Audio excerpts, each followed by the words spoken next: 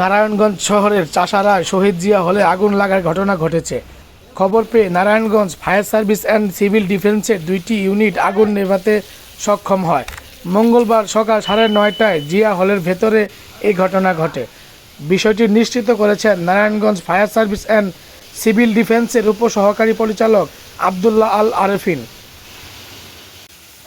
Fire service কর্মীরা জানান, ভবনটি বেশ কয়েক বছর ধরে পরিত্যক্ত অবস্থায় রয়েছে। হলটির ভেতরে কোনো কার্যক্রম না থাকার কারণে সেখানে কোনো বিদ্যুৎ সংযোগ নেই।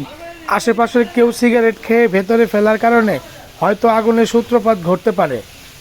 এ বিষয়ে Narayanganj fire service and civil ডিফেন্সের উপসহকারী পরিচালক আবদুল্লাহ আল আরেফিন বলেন, আগুন নিয়ন্ত্রণে ফায়ার সার্ভিসের 2টি ইউনিট কাজ করেছে।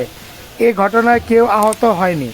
আগুনের সূত্রপাত তদন্ত সাপেক্ষে বলা সম্ভব হবে এবং ক্ষয়ক্ষতির পরিমাণ তদন্ত করে পরবর্তীতে বলা হবে। আমরা 9:40-এর সময় আমরা এখানে যে শহীদ জিয়া হলে যে অগ্নিকাণ্ডের ঘটনাটা আমরা এটা জানতে পারি। জানার সাথে সাথে আমাদের মঙ্গলপাড়া থেকে আমরা 2টা ইউনিট দ্রুত আমরা ঘটনাস্থলে পাঠাই।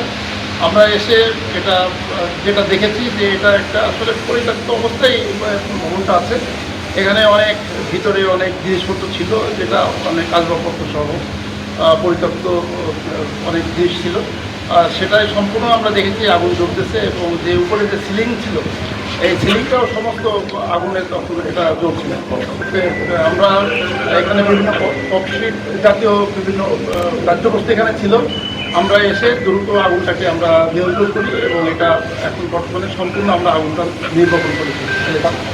আসলে ক্ষয়ক্ষতি এটা আমাদের একটু তদন্ত করে দেখতে হবে যে কী পরিমাণে এখানে ক্ষতি হয়েছে। আর এখানে কেউ ছিল না আহত বা অন্য কোনো সমস্যা এখানে নাই।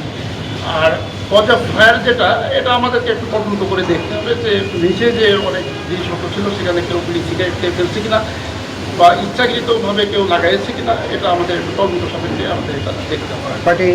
আমাদের 2টা ইউনিট আমরা এখানে কাজ করি।